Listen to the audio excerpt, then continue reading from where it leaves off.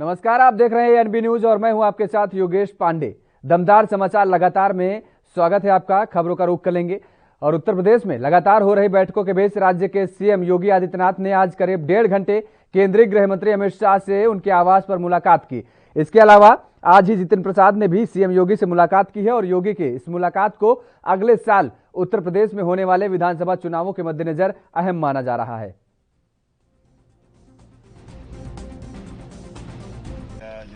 Bharatiya Janata party joining के बाद मुख्यमंत्री जी से मेरी भेंट हुई, शिष्टाचार हुई। सर, कुछ आपकी भूमिका उत्तर प्रदेश में क्या रहेगी, इस पर कोई चर्चा हुई है? वो कुछ नहीं, शिष्टाचार के बाद ये जो स्थान मिला है भारतीय जनता पार्टी परिवार में और हमारे मुख्यमंत्री ने, धन्यवाद। शिष्टाचार। महाराष्ट्र के मुख्यमंत्री उद्धव ठाकरे और प्रधानमंत्री नरेंद्र मोदी के बीच हाल ही में दिल्ली में हुई मुलाकात के बाद शिवसेना नेता संजय राउत ने गुरुवार को कहा कि मोदी देश और बीजेपी के शीर्ष नेता हैं। राउत से पूछा गया था कि मीडिया में खबरें आई हैं कि आरएसएस राज्यों के चुनावों में राज्य के नेताओं को चेहरे के रूप में पेश करने पर विचार कर रहा है। ऐसे में क्या उन्हें लगता है कि मोदी की लोकप्रियता कम हुई है? इस सवाल पर राउत ने कहा है कि मैं इस पर टिप्पणी नहीं करना चाहता। मैंने मीडिया में आई खबरें नहीं देखी और इस बारे में कोई आधिकारिक बयान भी नहीं आया है। पिछले 7 साल में बीजेपी की सफलता का श्रेय मोदी को जाता है। वो अभी देश और अपनी पार्टी के शीर्ष नेता हैं। शिवसेना नेता और राज्यसभा सदस्य राउत फिलहाल उत्तर महाराष्ट्र के दौरे पर हैं। उन्होंने जलगांव में पत्रकारों से ये बात कही है। आजही असं मानतो की नरेंद्र मोदी हे भारतीय जनता पक्षाचे आणि देशाचे सगळ्यात मोठे नेते आहेत आणि गेल्या 7 वर्षात भारतीय जनता पक्षाला जे यश प्राप्त झालेलं आहे ते नरेंद्र मोदी यांच्या चेहऱ्यामुळेच प्राप्त झाले, हे नाकारता येणार नाही। उधर दिल्ली के विद्यार्थियों के लिए राहत की खबर आई है। 9वीं और 11वीं की परीक्षाएं रद्द कर दी गई हैं। उप मुख्यमंत्री और शिक्षा मंत्री मनीष सिसोदिया ने गुरुवार को कहा है कि हमने परीक्षा और प्रवेश प्रक्रिया की समीक्षा की है और इसके बाद फैसला लिया है। उन्होंने कहा कि कक्षा 9 और 11 की परीक्षाएं जो पहले स्थगित कर दी गई थी अब वो रद्द कर दी गई हैं। शिक्षा मंत्री ने कहा है कि जहां मिड टर्म हुए थे वहां उसी के आधार पर बच्चों को प्रमोट किया जाएगा। जहां मिड टर्म एग्जाम नहीं हुए वहां 2 बेस्ट सब्जेक्ट के मार्क्स के आधार पर प्रमोट किया जाएगा और इसके साथ ही जो बच्चे एग्जाम क्वालिफाई नहीं कर पाए हैं उन्हें एक और मौका दिया जाएगा।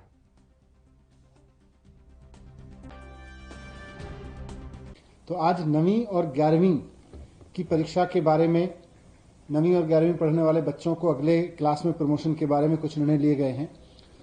कुछ जो महत्वपूर्ण निर्णय हैं मैं आपके सामने रख रहा हूं उनको।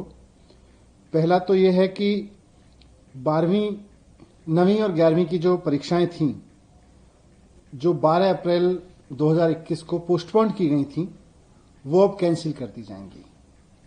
वो परीक्षाएं नहीं होंगी। तो 9वीं और 11वीं की परीक्षाएं कैंसिल कर दी गई हैं। स्कूल अपने मिड टर्म और एनुअल दोनों एग्जाम करा चुके हैं क्योंकि उस वक्त परीक्षाएं चल रही थी जो बीच में कोविड के कारण रोकनी पड़ी थी।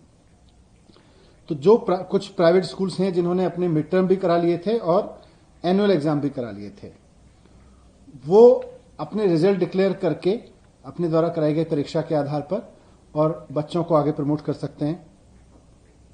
और वो स्कूल, वो चाहे गवर्नमेंट हो, गवर्नमेंट एडेड हो या प्राइवेट स्कूल हो, जिनमें केवल मिड टर्म एग्जाम हो पाए थे और एनुअल एग्जाम नहीं हो पाए थे, वो अपने मिड टर्म एग्जाम के आधार पर ही अपना 9th और 11th का रिजल्ट डिक्लेयर करेंगे। तो जिन प्राइवेट स्कूलों में या गवर्नमेंट स्कूलों में या एडेड स्कूल्स में मिड टर्म एग्जाम हो गए थे और एनुअल एग्जाम नहीं हो पाए थे, तो वो अपने बच्चों को मिड टर्म एग्जाम के रिजल्ट के आधार पर ही अगले क्लास में प्रमोट करेंगे। दिल्ली में महंगाई से जनता परेशान है। वहीं कांग्रेस पार्टी की तरफ से लगातार केंद्र सरकार पर हमला किया जा रहा है। आज एक बार फिर से दिल्ली कांग्रेस के अध्यक्ष चौधरी अनिल कुमार ने प्रेस वार्ता करते हुए केंद्र की मोदी सरकार पर जमकर निशाना साधा। उन्होंने कहा कि राशन को लेकर भी जनता परेशान है। केंद्र सरकार और दिल्ली सरकार की तरफ से राशन की घोषणा तो की गई है लेकिन जनता तक राशन पहुंच नहीं पा रहा है और जनता सिर्फ राशन की लंबी लाइनों में लगी है।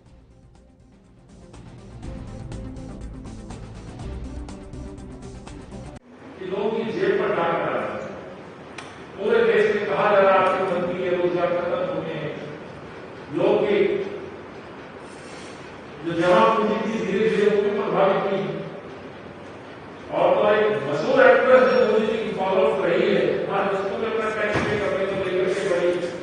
चिंता सता रही है। आपको मालूम इतने उसे स्तर पर आज बेरोजगारी पहुंची, लाखों लोगों के रोजगार चले गए, नई भर्ती तो होने रही, काम धंधे बंद है। एक साल के अंदर लगातार देश के साथ साथ दिल्ली की जो आर्थिक वैश्विक महामारी कोरोना वायरस संक्रमण के तेजी से बढ़ते प्रसार पर योगी आदित्यनाथ सरकार ने प्रभावी नियंत्रण कर लिया है और ट्रैक, टेस्ट और ट्रीट का बड़ा असर हो गया।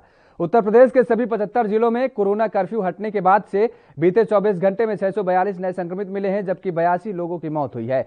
अब रिकवरी रेट 98% है। उत्तर प्रदेश में बीते 24 घंटे में 3,05,731 सैंपल की टेस्टिंग में 642 नए संक्रमित मिले हैं और इस दौरान 1,231 लोग इसके संक्रमण से मुक्त भी हुए हैं।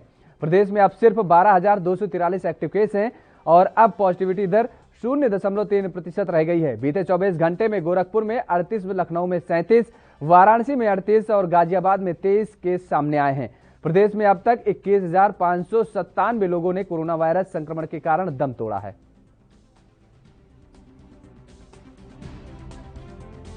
आज कोरोना से 642 नए मामले कोरोना से आए हैं और इस प्रकार अब वर्तमान में प्रदेश में कुल एक्टिव मामलों की संख्या 12,642 रह गई है। यहाँ ये भी बताना है कि आज 1,231 लोग 24 घंटे में स्वस्थ होकर अस्पताल से छुट्टी हुई है उनकी, या वो घरों पर रहकर ही स्वास्थ्य लाभ प्राप्त कर रहे हैं।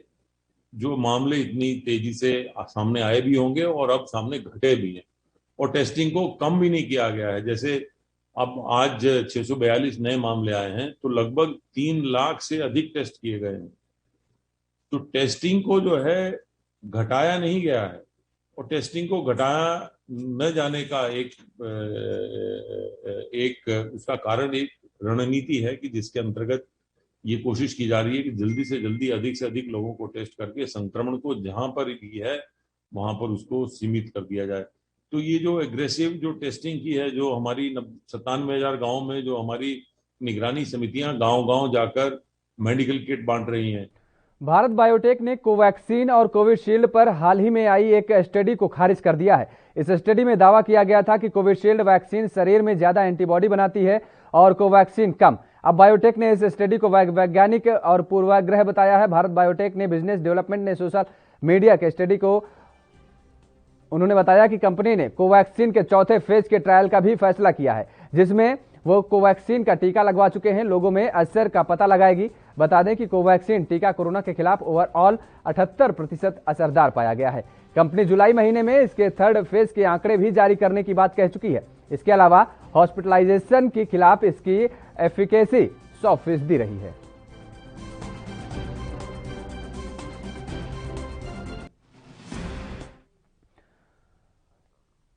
पश्चिम बंगाल विधानसभा चुनाव के दौरान खेल होबय के चुनावी नारा खूब सुनाई दिया था। अब तृणमूल कांग्रेस ने इस नाम से एक स्कीम ही लॉन्च कर दी है और इसके तहत अब राज्य सरकार के खेल डिपार्टमेंट की ओर से फुटबॉल बांटी जाएंगी और नई जनरेशन में फुटबॉल को लेकर जोश जगाने के मकसद से सरकार की यह नई स्कीम लाई गई है। ममता बनर्जी सरकार के मुताबिक जुलाई के पहले हफ्ते में से फुटबॉल बांटने की प्रक्रिया चालू की जाएगी।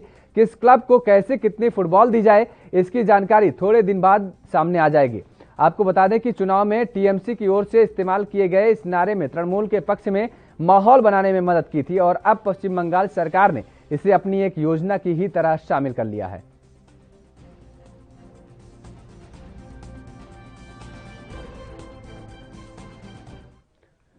केंद्र सरकार ने बुधवार को बाजार सत्र 2021-22 के लिए खरीफ की फसलों पर एमएसपी बढ़ाने को अनुमति दे दी है। इस पर किसान नेता राकेश टिकैत की तरफ से कहा गया है कि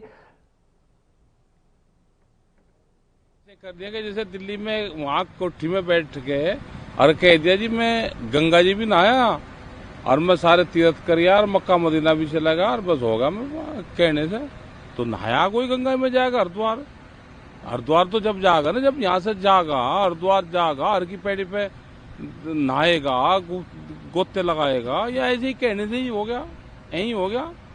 बढ़िया एमएसपी हेर थी रहेगी और हम कहीं के लिए बैठे फिर यहाँ हम भी तो इसलिए बैठे कि एमएसपी पे गारंटी कानून बना दो। भाई खरीद कौन करेगा? खरीद या तो सरकार करेगी या बाजार करेगा। आप उस पर कानून बन जाएगा तो बाजार खरीद दो या सरकार खरीद दो, इसके कम पर खरीद नहीं होगी। और ये कौन सा मैकेनिज्म है भाई इतने रेटें बढ़ाए? स्वामीनाथन कमेटी की रिपोर्ट के आधार पे 50% जिम्मेदारी बनती है कि हम बढ़ा कर देंगे, दे दो। मतलब 72 रुपये बढ़ाए, किसी पे 60 रुपये बढ़ाए, खरीद हो नहीं रही। धान बिक रहा 1000 रुपये 800 रुपये क्विंटल, मक्का पे 20 रुपये बढ़ाए, मक्का 800 रुपये और 1000 रुपये क्विंटल बिक रही है। 1600-1800 रुपये का उसका रेट है। पंजाब सरकार के आदेशों से आज यानी 10 जून से पंजाब में धान की फसल की बिजाई शुरू हो गई है। वहीं जो प्रवासी मजदूर लॉकडाउन के कारण अपने राज्यों को वापस चले गए थे, वह भी अब वापस आ गए हैं और उन्होंने धान की बिजाई का काम शुरू कर दिया है। मजदूरों ने बताया कि वह रोजी रोटी के लिए पंजाब आए थे, लेकिन कोरोना महामारी के कारण वह अपने राज्य वापस चले गए थे। लेकिन अब कोरोना कुछ समय हो गया है और इसलिए वह यहां पंजाब में फिर से काम के लिए वापस आए हैं। ਹੁਣ ਉਸ ਫਸਲ ਦੀ ਹਰਿਆਈ ਮਾਰਨ ਲੱਗੀ ਹੈ। ਉਸ ਤੋਂ ਬਾਅਦ ਸਾਨੂੰ ਖਰਚਾ ਬਹੁਤ ਘੱਟ ਲੱਗਿਆ क्योंकि ਪਈਆਂ ਦੀ। उत्तर प्रदेश के रायबरेली में मानसून आने के पहले ही तेज बारिश ने एक तरफ जहां आम लोगों को गर्मी से राहत दी है, तो वहीं दूसरी तरफ मेथा की खेती करने वाले किसानों के चेहरे पर मायूसी छा गई है। जिले में जगह जगह जल जमाव और सड़कें तालाब में तब्दील होने से स्थानीय लोगों और राहगीरों को काफी समस्याओं का सामना करना पड़ रहा है।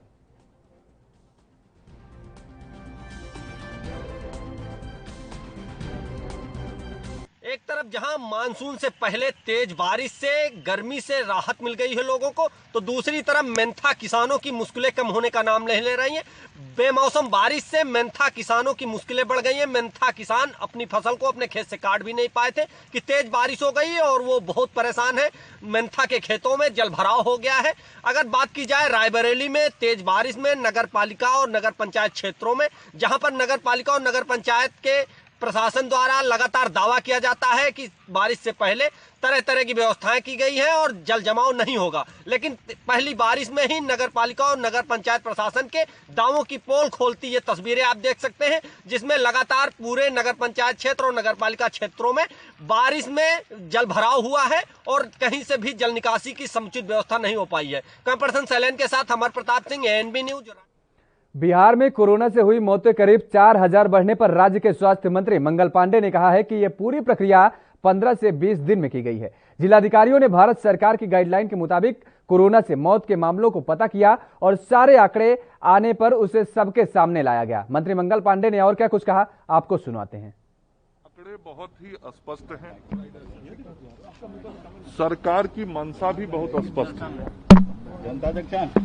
सरकार की मंशा ये है कि जो भी इस कोरोना के संकट के समय में किसी भी परिवार में मृत्यु की दुखद घटना हुई है, उन परिवारों तक जो सरकार के द्वारा सहायता राशि होती है, वह राशि उन परिवारों तक, उन घरों तक पहुंचाई जाए।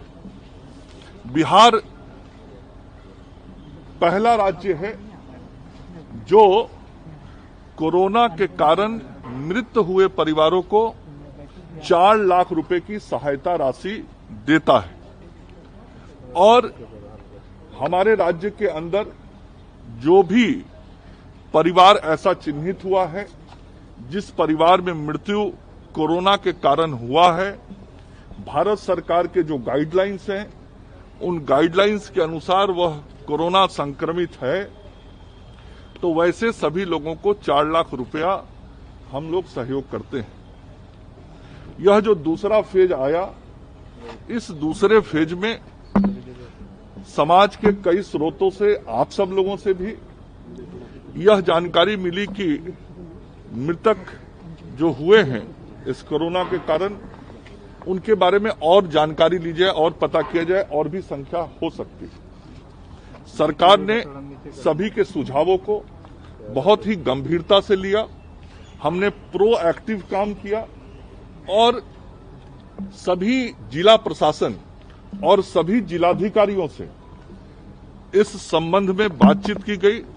उनको यह निर्देश दिया गया कि आपके जिले में जो भी संस्थागत मृत्यु कोरोना के कारण भारत सरकार के गाइडलाइन के अनुसार जो हुआ है उसका संस्थानवार आप जानकारी पता करें और कोई छूटे नहीं ऐसी कोशिश होनी चाहिए, क्योंकि हमारी मंशा लोगों को ढूंढकर उनके घरों तक इस संकट के समय में, इस आपदा के समय में राहत पहुंचाना सभी के सुझाव पर किया गया। पिछले 15-20 दिनों में सभी जिला प्रशासन के लोगों ने, जिलाधिकारी ने इसकी मॉनिटरिंग की और रिपोर्ट तैयार करके मुख्यालय को भेजा। जो रिपोर्ट तैयार किया गया फिर उसको इकट्ठा एक जगह किया गया, सभी जिलों के आंकड़ों को एक साथ जोड़ा गया और समाज के सामने, राज्य के सामने, सभी के सामने वो आंकड़े कल हमारे विभाग के प्रधान सचिव के द्वारा प्रस्तुत किए गए। बताया गया कि क्या वास्तव में स्थिति है और हम लोगों ने आगे बढ़ के, सरकार ने आगे बढ़ के इस विषय को निकाला और लोगों तक सहायता पहुंचाने का काम। किस दिन में यह पूरा प्रक्रिया किया गया, एक दिन में कैसे पता लगेगा, आप भी समझ सकते हैं। 15-20 दिनों में यह पूरी प्रक्रिया की गई। जिलाधिकारियों ने संस्थागत, मैंने जो बातें कही उसको यदि आप ध्यान से सुनेंगे तो चीजें बहुत स्पष्ट हो जाएंगी। संस्थागत मतलब कई प्राइवेट हॉस्पिटल्स थे, डीसीएचसी था, कई संस्थान थे जहां भी भारत सरकार के गाइडलाइन के अनुसार जो कोरोना पॉजिटिव होकर डेथ केसेस हैं उसके अनुसार जो आंकड़ा जिले का है उस आंकड़े को वो लोग पता करें, एक एक पता करें, सूक्ष्मता से पता करें। यह काम 15-20 दिनों में किया गया और जब सारे आंकड़े आए तो उसको फिर एक जगह इकट्ठा किया गया, फिर बातचीत की गई और तब जब सारे आंकड़े राज्य के एक साथ आ गए तब वो सबके सामने लाया गया।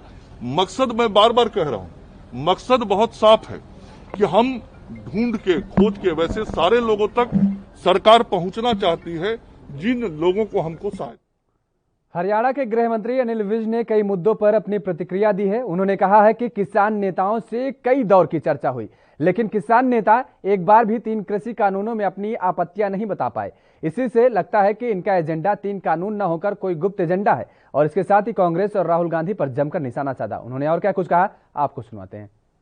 हमारे दरवाजे खुले हैं, सरकार ने कभी भी अपने दरवाजे बंद नहीं किए और 11-12 दौर की चर्चा भी हुई है, लेकिन किसान नेता एक बार भी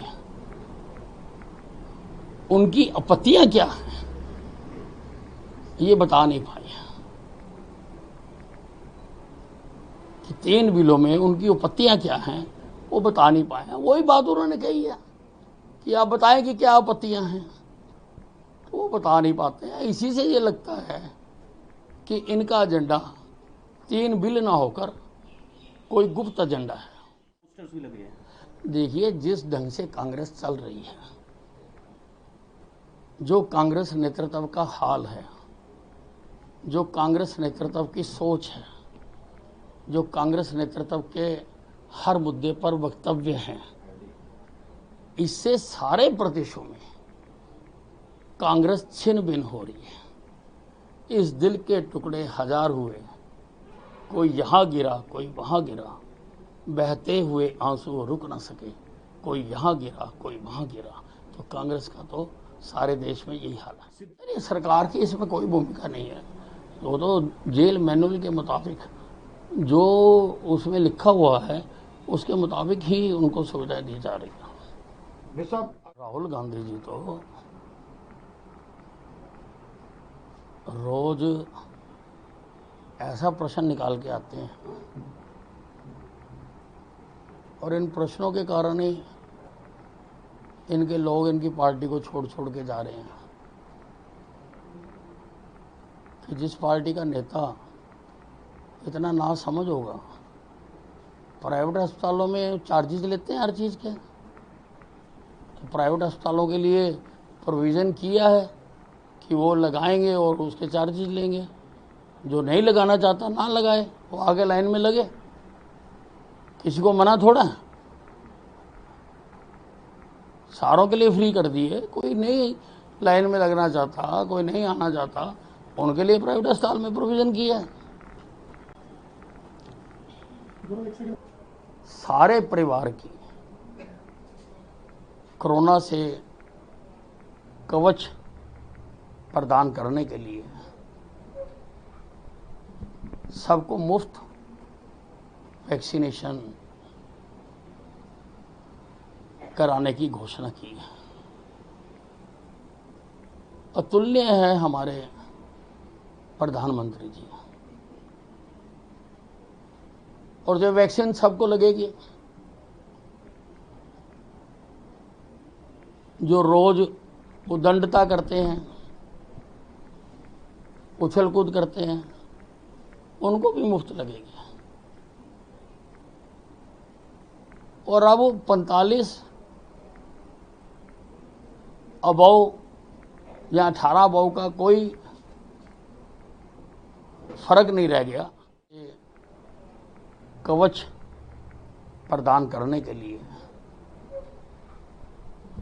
सबको मुफ्त वैक्सीनेशन कराने की घोषणा की है।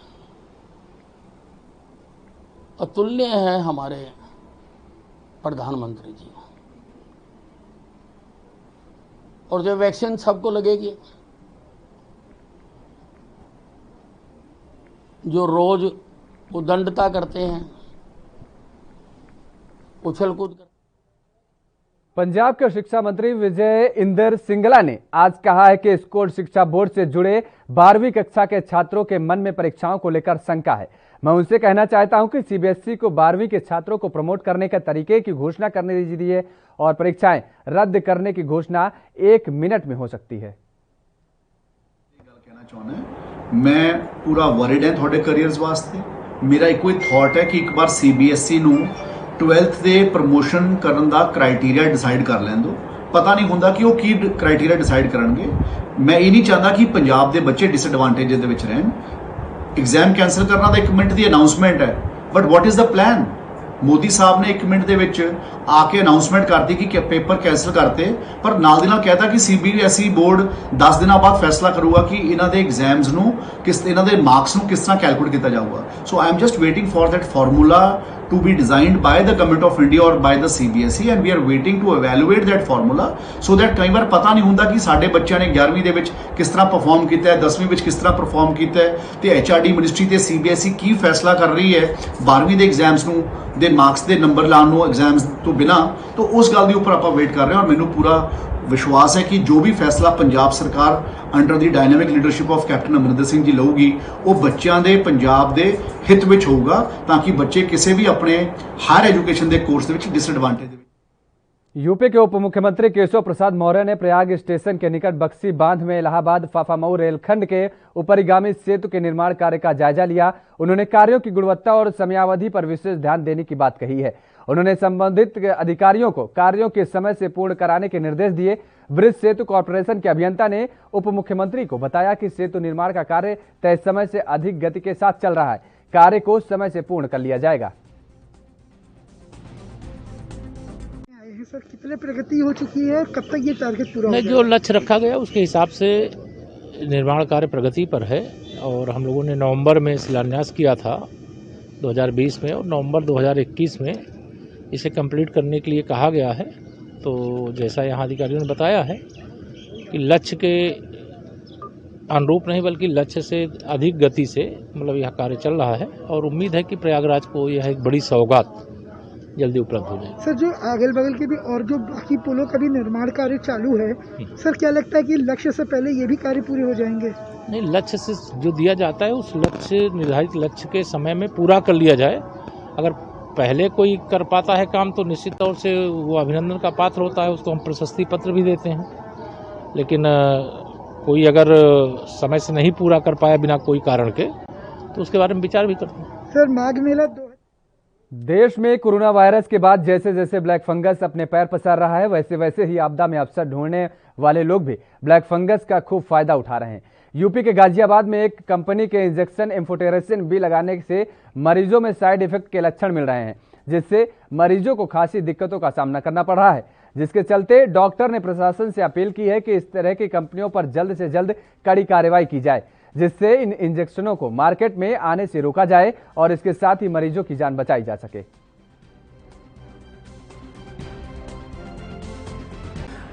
ये हमारे पेशेंट को 4,450 रुपये का पड़ा है इंजेक्शन।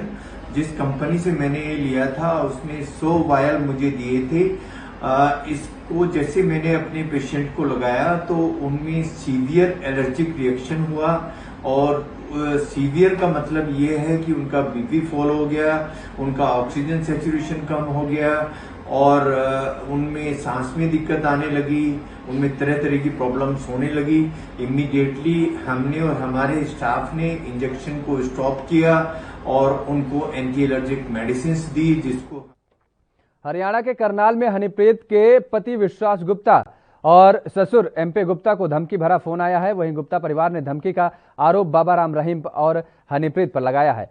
उनका कहना है कि उसने जान से मारने की धमकी दी है और उनकी तरफ से पुलिस में शिकायत दे दी गई है। हालांकि पुलिस ने मामला दर्ज कर जांच शुरू कर दी है।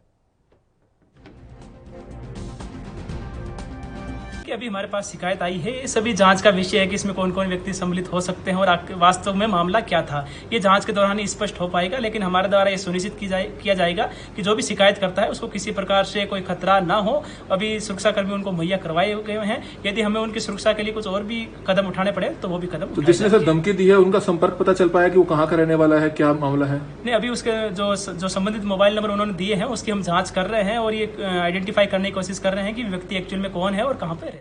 जम्मू में करीब 3 महीने पहले सर्कुलर रोड पर सड़क धंस गई थी। तब ही कई वाहन क्षतिग्रस्त हुए थे और फिर उसी जगह पर सड़क का काफी हिस्सा भरभरा कर नीचे गिर गया।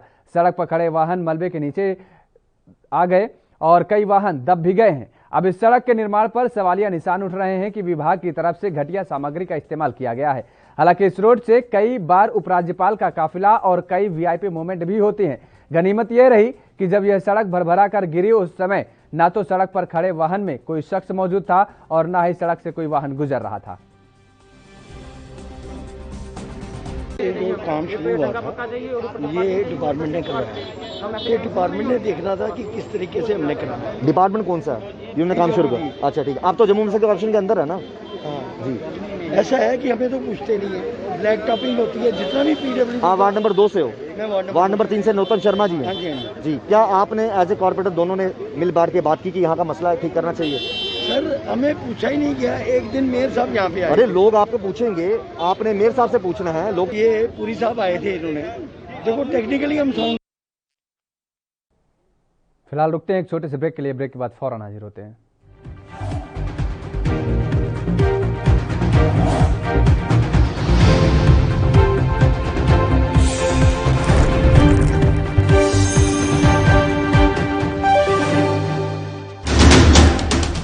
राष्ट्र धर्म रात 8 बजे सिर्फ ANB न्यूज पर।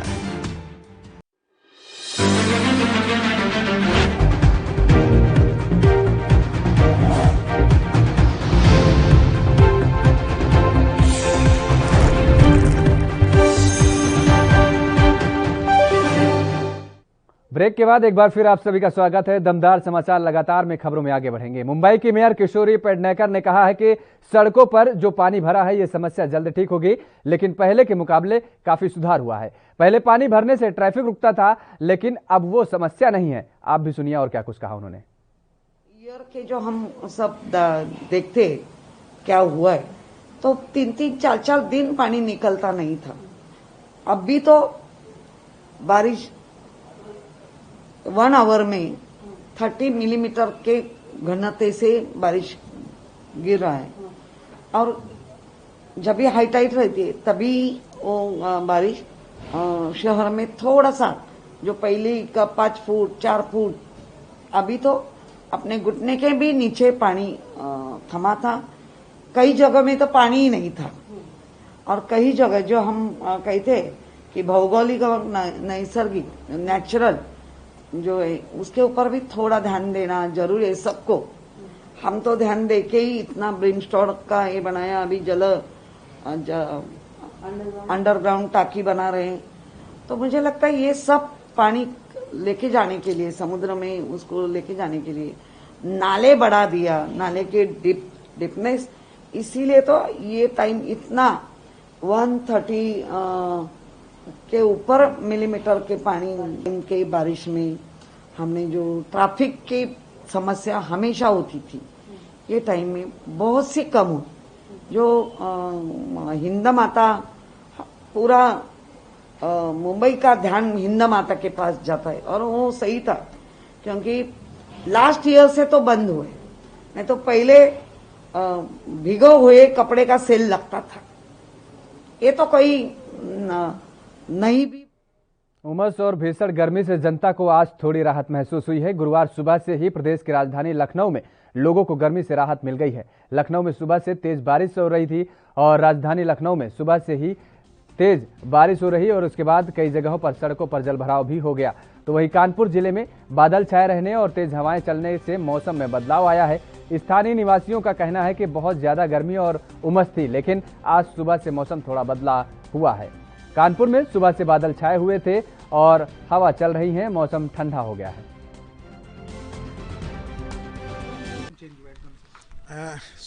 अभी 4-5 दिन से टेम्परेचर 40-42 के अबव था, लेकिन और गर्म बहुत ज़्यादा थी, उमस थी। लेकिन आज सुबह से मौसम थोड़ा सा चेंज हुआ है और क्लाउड हुए हैं और हवा तेज चल रही है, ठंडक हुई है, तो मौसम बड़ा अच्छा हो गया है, रिलीफ है गर्मी से। अगर ये मौसम 1-2 दिन ऐसे ही रहा तो टेम्परेचर डाउन हो जाएगा। बेटा कितनी अच्छा मौसम हो गया, किस तरह का मौसम है? 2-3 दिन से बहुत गर्मी थी, अब बहुत अच्छा हो गया है मौसम। बिहार के हाजीपुर में लुटेरों ने बड़ी घटना को अंजाम दिया है और वैशाली जिले के नगर थाना क्षेत्र के जुड़वा में HDFC बैंक से दिन दहाड़े 1 करोड़ रुपए लूट लेने की सूचना मिली है। बताया जा रहा है कि बाइक से आए आधा दर्जन से अधिक अपराधियों ने दिन दहाड़े लूट को अंजाम दिया और घटना के बाद पुलिस के आला अधिकारियों मौके पर पहुंच गए और नाकेबंदी कर गहन जांच पड़ताल शुरू कराई गई। आसपास लगे CCTV कैमरे के फुटेज खंगाली जा रही है और HDFC बैंक के जिस ब्रांच में हथियार से लैस आधा दर्जन से अधिक अपराधियों ने बैंक को लूटा है वह बीजेपी नेता और केंद्रीय मंत्री नित्यानंद राय के घर के पास स्थित है। डकैती के बाद फिर से पुलिस पर बड़ा सवाल खड़ा हो गया है। सूत्रों के अनुसार HDFC बैंक की शाखा से लूट की राशि करीब 1 करोड़ रुपए के आसपास बताई जा रही है, लेकिन अब तक लूट की रकम कितनी है इसका खुलासा ना तो बैंक कर्मियों द्वारा किया गया और ना ही प्रशासन द्वारा इस बारे में कोई जानकारी दी गई।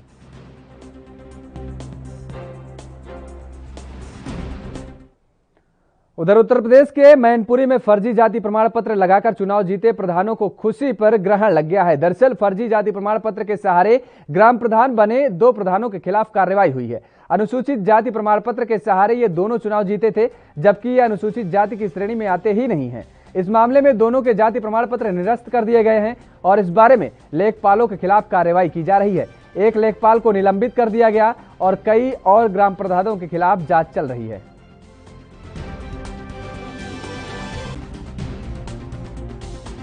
उत्तर प्रदेश के जनपद मैनपुरी में हाल ही में हुए प्रधान चुनाव को लेकर प्रधानों ने अनुसूचित जाति के फर्जी प्रमाण पत्र बनवाकर प्रधानी का चुनाव जीता था, जिनका आज उनकी प्रधानी पर ग्रहण लग गया है। वहाँ जब प्रधान चुनाव जीते थे तो ग्रामीणों ने उनके फर्जी प्रमाण पत्र को लेकर आरोप लगाया था, जिससे जिलाधिकारी महेंद्र बहादुर सिंह से उन्होंने आरोप लगा के कहा गया था कि जो प्रधानों के द्वारा अनुसूचित जाति के फर्जी प्रमाण पत्र बनवाकर प्रधानी का चुनाव लड़ा है, तो उनकी बात को सुनकर जिलाधिकारी महेंद्र बहादुर सिंह ने फर्जी प्रमाण पत्रों की जांच कराई, जिसमें वो फर्जी पाए गए और उन्हीं फर्जी प्रमाण पत्रों को आज निरस्त कर दिया गया और जिन लेखपालों के द्वारा ये फर्जी प्रमाण पत्र बनाए गए थे उन लेखपालों के खिलाफ कानूनी कार्रवाई की जा रही है। मैनपुरी से रजनीकांत तिवारी, ANB न्यूज मैनपुरी। छत्तीसगढ़ में मानसून की एंट्री हो गई है। मौसम वैज्ञानिकों ने 10 से 13 जून के भीतर मानसून आने की संभावना जताई है। और 10 जून को छत्तीसगढ़ के 6 जिलों में जमकर बारिश हुई है। राजधानी रायपुर में 444 mm बारिश हुई है। रायपुर के गोबरान वापरा में 112 mm बारिश पहले दिन दर्ज की गई है। हालांकि करीब 5 घंटे तक हुई बारिश ने कई इलाकों का हाल बेहाल कर दिया है। कुछ जगहों पर जलभराव की समस्याएं भी आई हैं। देर रात से सुबह तक हुई बारिश से दिन का मौसम सुहाना रहा। कुछ जगहों पर रुक रुक कर बारिश का सिलसिला लगातार जारी रहे और मौसम विभाग के मुताबिक बेमेतरा जिले में 343.2 mm बारिश हुई है। बेमेतरा शहर में 157 mm बारिश दर्ज की गई है, जबकि बालाउद जिले में 278 mm बारिश हुई है। बालाउद के गुरूर में 118 mm बारिश दर्ज की गई है।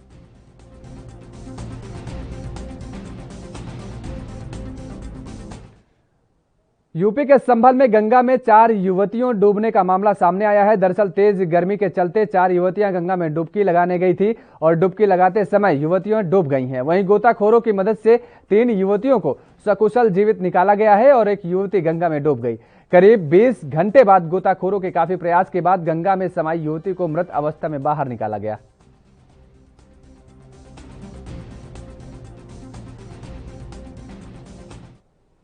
हरियाणा के मुख्यमंत्री मनोहर लाल ने प्रधानमंत्री नरेंद्र मोदी के विजन को साकार करने के लिए प्रदेश में कृषि भूमि की मिट्टी जांच का काम प्राथमिकता के आधार पर करते हुए चालू वित्त वर्ष से 25 लाख एकड़ भूमि की मिट्टी जांच करने के निर्देश दिए हैं, ताकि हर खेत स्वास्थ्य खेत हो। और एक समीक्षा बैठक में मुख्यमंत्री ने कहा है कि हमें प्रदेश की प्रत्येक एकड़ कृषि भूमि की जांच कर सॉयल हेल्थ कार्ड बनाने में, ताकि किसान अनावश्यक फर्टिलाइजर के इस्तेमाल से बचें और जमीन में जिसकी आवश्यकता हो पोषक तत्व डालें। और इससे न केवल जमीन का उर्वरा शक्ति बढ़ेगी, बल्कि ये किसानों के लिए भी काफी लाभदायक होगा।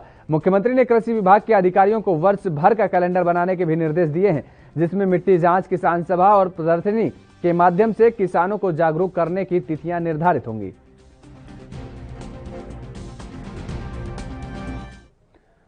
उधर पंजाब के जिला फतेहगढ़ साहिब में ब्लैक फंगस के मामले बढ़ते जा रहे हैं। फतेहगढ़ साहिब जिले में अब तक ब्लैक फंगस के 13 मामले सामने आए हैं, जिनमें से 11 का अलग अलग अस्पतालों में इलाज चल रहा है, जबकि 2 की मौत हो चुकी है। सिविल सर्जन फतेहगढ़ साहिब का कहना है कि जिले में अब तक कोरोना के 8,446 पॉजिटिव केस दर्ज किए गए हैं, 364 एक्टिव केस और 7,838 मरीज ठीक हो चुके हैं।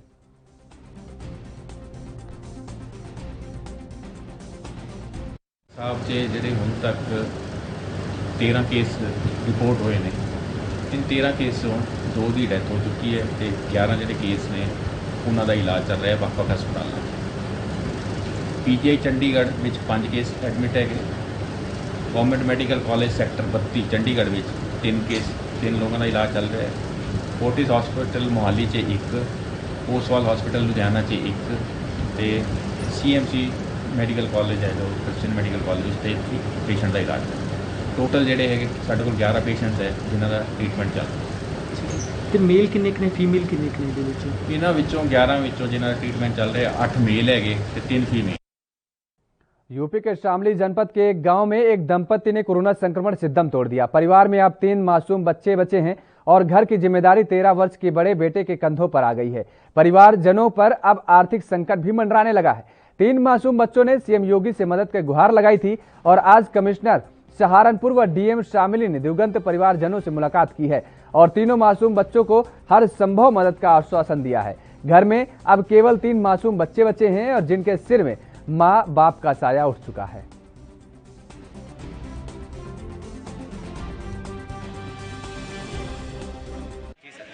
लिसाड़ गांव में जो शामली जनपद की है 3 बच्चे हैं। उनके माँ बाप दोनों, एक विगत वर्ष एक वर्तमान वर्ष में कोविड से डेथ हो चुकी हैं।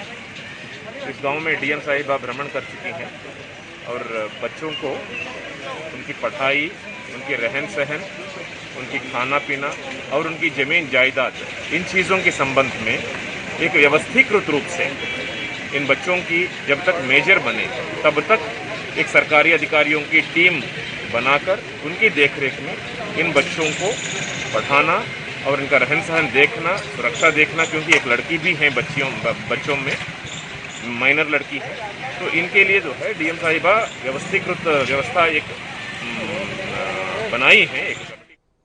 उज्जैन के जैथल में तेल से भरा एक टैंकर पलट गया और तेल लूटने की होड़ मच गई।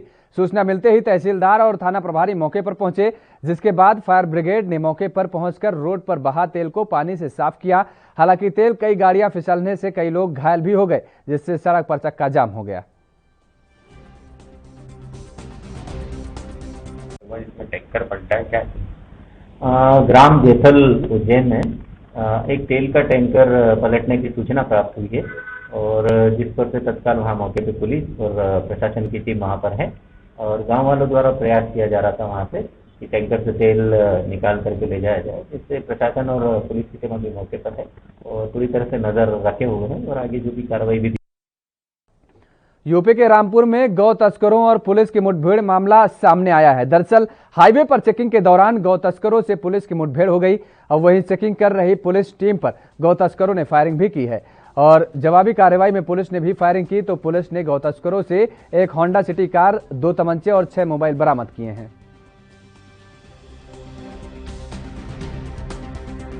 इन्हें तत्काल उपचार के लिए हॉस्पिटल पहुंचाया गया। अभी दोनों स्टेबल हैं और रेफर हो गए हैं। इसके साथ साथ 4 लोग और इनके साथ जो जंगल की तरफ भागे, जंगल में कॉम्बिंग करके रात में उन्हें भी अरेस्ट कर लिया गया। इनके पास से एक सफ़ेद होंडा सिटी बरामद हुई जिसमें फर्जी नंबर प्लेट्स भी थी 2, साथ में 2 तमंचे बरामद हुए, एक 3 से 15 बोर का है और एक 12 बोर का है। 4 छुरी बरामद हुई हैं, एक कुल्हाड़ी और एक लकड़ी का गट्टा जो कि संभवतः गौ मांस के काटने में यूज़ किया गया था और साथ में इनके पास से हमें 6 मोबाइल फ़ोन और एक कुल्हाड़ी भी बरामद हुई है। पूछताछ में परिवारी ने बताया कि ये मुस्तफली रुद्रपुर में गौकशी करते थे और बैल वहाँ से बरेली साइड से बैल ले जाके या गौवंशी पशु ले जाके रुद्रपुर में उनका वध करके और गौ मांस को मुरादाबाद और रामपुर साइड में सप्लाई करते थे। अभी पूछताछ और बाकी जो इनके 4 साथी उनसे चल रही है। ये 2 को रेफ़र कर दिया गया हॉस्पिटल, अभी भेज रहे हैं एम्बुलेंस से। और इनसे जो हमारी घटना थी 6 जून की, जो मिलक पे हमें मांस बरामद होता होंडा सिटी में, उसका भी उन्होंने कबूला है कि उधर यूपी के मथुरा में गोवर्धन परिक्रमा मार्ग में साधु का शव मिलने से सनसनी फैल गई है। गोवर्धन परिक्रमा मार्ग में विगत 3 दिनों से दूसरा शव मिलने से सनसनी फैल गई है। स्थानीय लोगों ने पुलिस को सूचना दी। मौके पर पहुंची पुलिस ने शव को शिनाख्त कार्रवाई की और शव पास के ही एक आश्रम के रहने वाले साधु का निकला। वहीं पुलिस ने साधु के शव को आश्रम के महंत को उसकी अंतिम क्रिया के लिए सौंप दिया। साधु ने मौत कैसे हुई इसका अभी तक पता नहीं चल पाया। रामदास जी बांदा जिले के रहने वाले हैं। पिछले 2 साल से हमारे यहाँ आते थे, सुबह गाय की सेवा करते थे, भोजन प्रसाद पाके चले जाते थे, परिक्रमा देते थे। रात में कहाँ रहते थे हमें नहीं पता। सुबह आते थे, प्रसाद पाके 12 बजे के बाद चले जाते थे। आज अचानक पुलिस वालों ने हमें सूचना दी कि बाबा तुम्हारे यहाँ भोजन करता था, सेवा करता था, उसका शरीर छूट गया है बागड़ी प्याऊ तिराहे के पास। तो मैं गया, पुलिस वालों ने पूछा आप इनको जानते हो? हम कहे हाँ हम जानते हैं। बोले फिर इनका अंतिम संस्कार करोगे? हम कहे बिल्कुल करेंगे। तो राधाकुंड पुलिस चौकी इंचार्ज साहब ने एसओ साहब से अनुमति लेके इन्हें हमें सौंप दिया। अब जो भी इनका है करेंगे, हिंदू रीति रिवाज से जो भी हम। देश भर में प्रधानमंत्री मोदी की 21 जून से 18 से 44 आयु वर्ग के लिए सभी केंद्र से मुफ्त कोरोना वैक्सीन मुहैया कराने की घोषणा के बाद हरियाणा ने बाजी मार ली है। प्रदेश ने केंद्र से 45 प्लस वाले लोगों को मिल रही वैक्सीन डोज 18 प्लस को लगाने की मंजूरी ले ली है। अभी प्रदेश में करीब 8 लाख डोज का स्टॉक बचा हुआ है और अब 18 प्लस के लिए ओपन कर दिया गया है। इसे लेकर मुख्यालय से सभी सीएमओ को भी दिशा निर्देश जारी कर दिए गए हैं और प्रदेश सरकार ने 18 प्लस को टीके लगाने के लिए 40 लाख कोविशील्ड और 26 लाख कोवैक्सीन की डोज की डिमांड केंद्र को भेजी थी। 1 मई की शाम में 3.19 लाख डोज को पहली खेप पहुंची और 2 मई को 18 प्लस को टीके लगाने की शुरुआत हुई। अभी तक 9.8 लाख डोज मिली है। कुछ समय से तो 50,000 से 1 लाख के बीच थोड़ी थोड़ी मिल रही थी। ऐसे में युवा वर्ग का टीकाकरण धीमे गति से चल रहा है। राज्य सरकार ने टीके लगाने के लिए 800 करोड़ रुपए का बजट तय किया था। इस कैटेगरी में 1 करोड़ 5 लाख लोग हैं। कोविशील्ड और कोवैक्सीन की डोज के लिए सरकार ने एनएचएम को 324 करोड़ रुपए जारी भी किए हैं।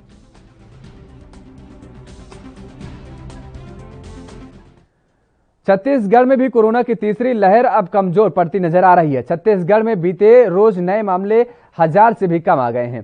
स्वास्थ्य विभाग के अनुसार प्रदेश में बीते रोज 954 नए कोरोना संक्रमित मरीजों की पहचान हुई है और इसके साथ ही बीते रोज 1898 मरीज ठीक होकर अपने घर को जा चुके हैं। वहीं छत्तीसगढ़ में बीते रोज कोरोना से 14 और लोगों की मौत हो गई है।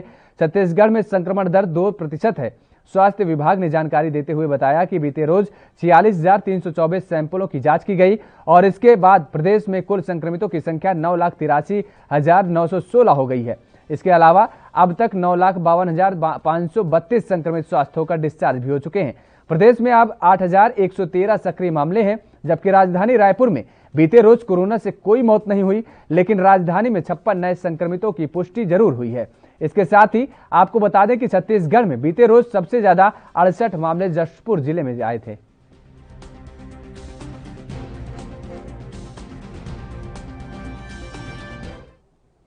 फिलहाल रुकते हैं एक और छोटे से ब्रेक के लिए। ब्रेक के बाद फौरन हाजिर होते हैं।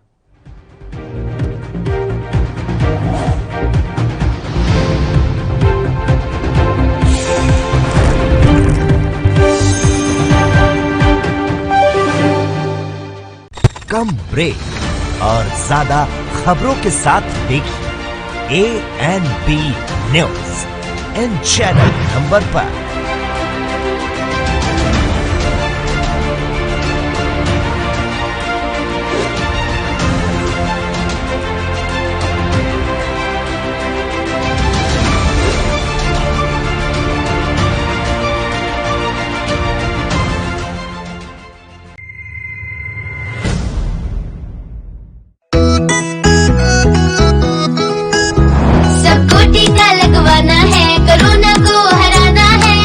सुरक्षा अपना कर सुरक्षा चक्र बनाना है।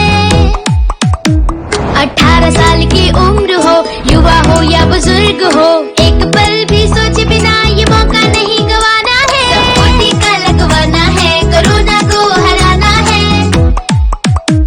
टीका लगने के बाद भी सुरक्षा को अपना कर भी मास्क फिर भी लगाना है, 2 गज की दूरी निभाना है। सबको टीका लगवाना है, कोरोना को हराना है। और वैक्सीन लगाने में मुझे किसी तरह की कोई दिक्कत नहीं हुई है। गवर्नमेंट ने काफी अच्छी व्यवस्था की हुई है यहाँ पर, और मैं सबसे यही कहूंगा कि सभी को वैक्सीन लगवानी चाहिए। और उसमें कोई भी ऐसा दर्द या कोई ऐसी चिंता वाली विषय की बात नहीं है। मैंने टीका लगवाया है जीत का, आप भी लगवाइए। टीका ही दिलाएगा जीत, टीका जीत। आज मैंने कोरोना से जीतने के लिए टीका लगवाया, आप लोग भी लगवाएं, सुरक्षित रहें। मैंने लगाया है टीका जीत का, आप भी लगवाइए। चलो टीका लगवाएं, कोरोना को हराएं। निःशुल्क टीकाकरण अभियान में 18 वर्ष से अधिक उम्र वालों के लिए टीका लगवाकर सुरक्षा कवच बनाएं। cowin.gov.in पर रजिस्ट्रेशन करवाएं। सूचना एवं जनसंपर्क विभाग उत्तर प्रदेश द्वारा जनहित में जारी।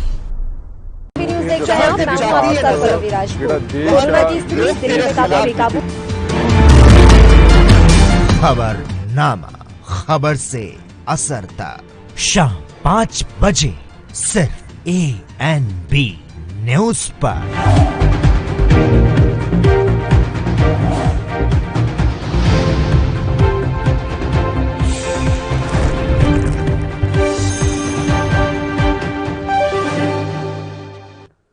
ब्रेक के बाद एक बार फिर आप सभी का स्वागत है। दमदार समाचार लगातार में खबरों में आगे बढ़ेंगे। यूपी के मुरादाबाद से खबर है, जहां एक दरोगा के डांस करने का वीडियो वायरल हुआ है। कोरोना वायरल वीडियो में दरोगा डीजे पर डांस करते हुए नजर आ रहा है। डांस भी हिस्ट्री सीटर के भतीजे के रिंग सेरेमनी पर करता हुआ नजर आ रहा है और साथ ही कोरोना नियमों की धज्जियां उड़ाते हुए दिखाई दे रहा है। बताया जा रहा है कि इस वीडियो में वायरल होने के बाद SSP मुरादाबाद ने कार्रवाई की है और 7 लोगों के खिलाफ मामला दर्ज किया है।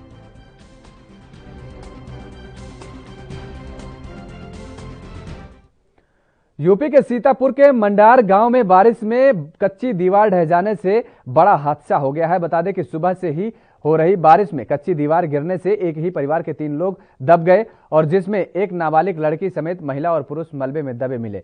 हादसे में नाबालिग लड़की और महिला की मौके पर ही मौत हो गई, जबकि युवक को गंभीर रूप से घायल अवस्था में जिला अस्पताल में भर्ती कराया गया। गौरतलब है कि दीवार गिरने की आवाज सुनकर मौके पर पहुंचे ग्रामीणों ने जब मलबा हटाया तो 2 की दबने से मौत हो चुकी थी और वहीं सूचना के बाद मौके पर पहुंची पुलिस ने दोनों शव को कब्जे में लेकर पोस्टमार्टम के लिए जिला मुख्यालय भेज दिया है।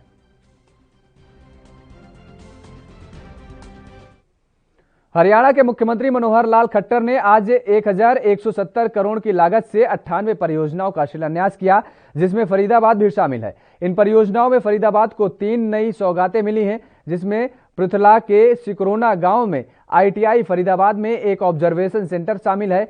और दौरान केंद्रीय मंत्री कृष्णपाल गुर्जर ने बताया कि प्रधानमंत्री नरेंद्र मोदी का सबका साथ सबका विकास के नारे के साथ फरीदाबाद का विकास हो रहा है। फरीदाबाद के निवासी स्मार्ट शहर में जा रहे हैं और लोगों को स्मार्ट सिटी का सारी सुविधाएं दी जा रही हैं।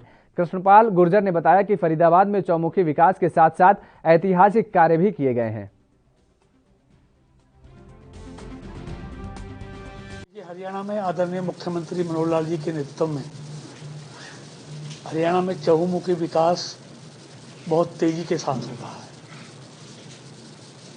और प्रदेश का कोई कोना ऐसा नहीं है जो विकास से अछूता रहा हो। चाहे शिक्षा का क्षेत्र हो, चाहे स्वास्थ्य का क्षेत्र हो, चाहे सड़कें हो, चाहे पीने का पानी हो, चाहे कोई भी क्षेत्र हो, हर क्षेत्र में ऐतिहासिक काम पिछले 7 साल में हरियाणा में देखने को मिले। एक नया हरियाणा के लोगों को देखने को मिल रहा है और आज भी उसी निमित्त पूरे प्रदेश में आदरणीय मुख्यमंत्री जी ने 1170 करोड़ के कामों का उद्घाटन और शिलान्यास अपने करकमलों से किया है और उसमें फरीदाबाद भी है और पलवल भी अपने लोकसभा क्षेत्र के ये दोनों जिले भी उस विकास में अछूते नहीं हैं। यहाँ पर आज 2 ITI और एक ऑब्जर्वेशन सेंटर का फरीदाबाद में उद्घाटन किया गया है। उधर हरियाणा के बिजली मंत्री रणजीत सिंह ने कहा है कि राज्य सरकार ने किसानों को प्रथम चरण में शेष बचे 7,621 ट्यूबवेल कनेक्शन आगामी 15 जुलाई तक देने का लक्ष्य रखा है और अभी तक 9,401 ट्यूबवेल कनेक्शन दिए जा चुके हैं। बिजली मंत्री ने मीडिया से बात करते हुए कहा कि जिन किसानों ने ट्यूबवेल कनेक्शन के लिए 1 जनवरी 2019 से पहले आवेदन किया था, उन्हें चरणबद्ध तरीके से कनेक्शन दिए जा रहे हैं और इसके पहले चरण में 17,022 ट्यूबवेल कनेक्शन जारी किए जाएंगे और जिसके तहत दूसरे चरण में 40,000 आवेदकों को कवर किया जाएगा, जिनको 30 जून तक 2022 तक ट्यूबवेल कनेक्शन उपलब्ध करवाने का लक्ष्य रखा जाएगा और इनमें से 39,571 आवेदकों के असिस्टमेंट तैयार कर फीस जमा करवाने को कहा गया है। इसके अलावा 19,672 किसानों ने अनुमानित लागत फीस जमा भी करवा दी है।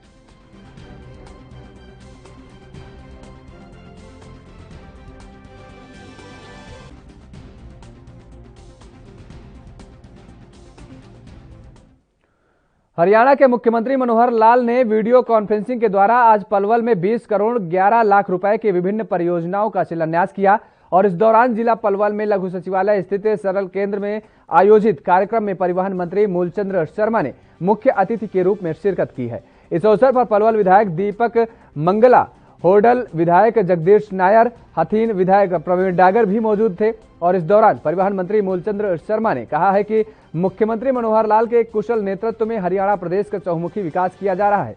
शहरों की तर्ज पर गांवों का भी विकास हो रहा है।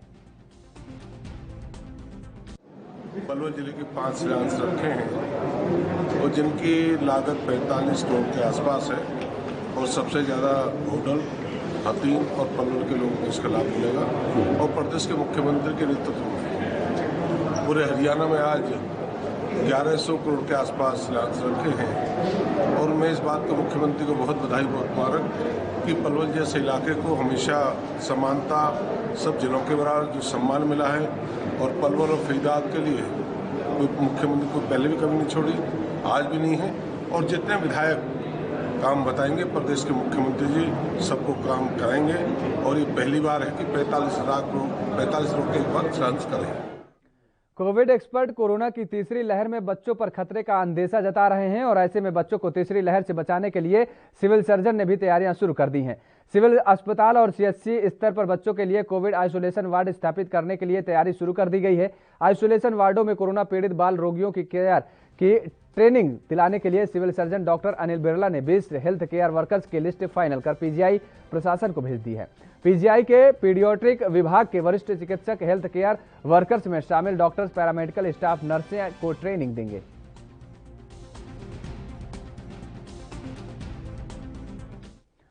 यूपी के संभल में बीएसपी जिला सेक्टर प्रभारी और मौजूदा प्रधान समर्थकों के बीच गांव में जमकर पथराव हुआ है और लाठी डंडे चले हैं। जानकारी के अनुसार संभल में मामूली विवाद के चलते पथराव और लाठी डंडे चले।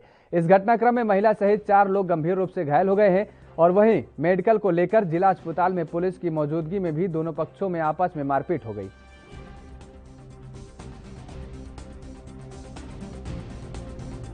चीज को लेकर के रोज बोलते हैं मतलब कि इनको प्रधानी छीनेंगे, इनको मारेंगे। और एक शादी को लेकर के थोड़ा सा मतलब पंचायत रखी गई थी गांव में सुबह मॉर्निंग 8 बजे। देन उसके बाद में कितने लोगों ने मारा, कौन कौन घायल है? सॉरी, कितने लोगों ने मारा, कौन कौन घायल है? हमारा सर कम से कम 50 लोग थे जो इनके परिवार के थे सारे। कुंवरपाल थे, कुंवरपाल, भगवत, लोकिंदर, राजीव। अरे झगड़ा कितने चुनाव के रंजिश लेते?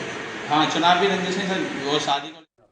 कोविड-19 जैसे वैश्विक महामारी को रोकने के लिए केंद्र और उत्तर प्रदेश सरकार लगातार वैक्सीनेशन करवा रही है। पहले तो 40 से अधिक उम्र वालों को वैक्सीन लगाई जा रही थी, लेकिन अब 18 प्लस के लोगों का वैक्सीनेशन किया जा रहा है। यूपी का गोंडा नगर पालिका में 27 वार्ड है और वैक्सीनेशन का कैंप प्रत्येक दिन अलग अलग वार्डों में लगाया जाएगा, जिसके तहत लोगों को वैक्सीनेशन की सुविधा मिल सके और लोगों को इसका टीका आसानी से लगाया जा सके। जिलाधिकारी ने नगर पालिका के सभी सभासदों से अपील की है कि जिस वार्ड के सभासद अपने क्षेत्र में सबसे अधिक वैक्सीनेशन करवाएंगे उनको सम्मानित किया जाएगा।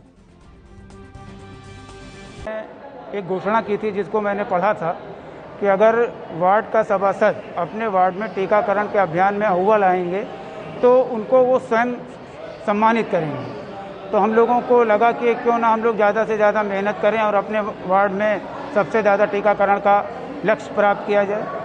अभी तक हमारे वार्ड में लगभग 40 से ज़्यादा लोगों का टीकाकरण हो चुका है। हमारा लक्ष्य है कि हम 100 से ऊपर जाएं अगर मौसम ठीक रहा, क्योंकि बारिश आप देख ही रहे हैं, मौसम थोड़ा सही नहीं है बाहर।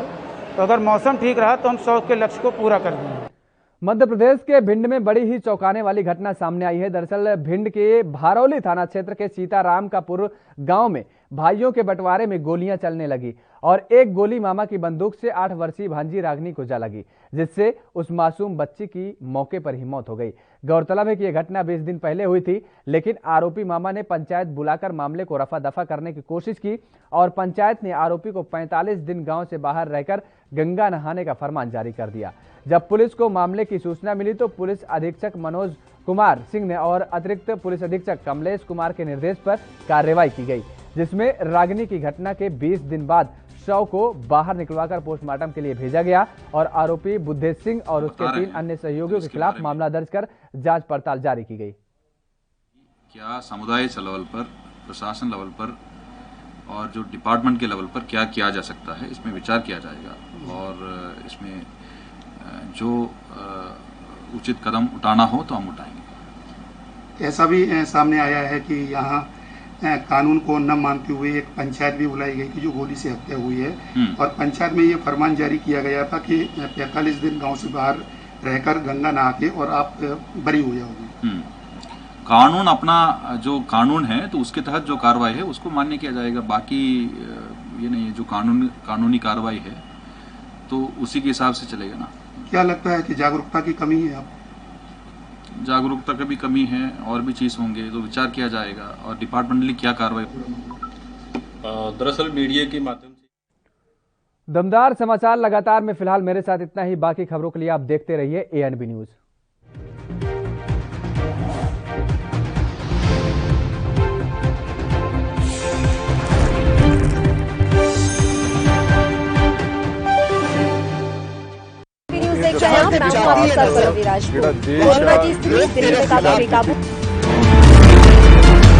खबरनामा, खबर से असर तक शाम 5 बजे सिर्फ ANB न्यूज पर।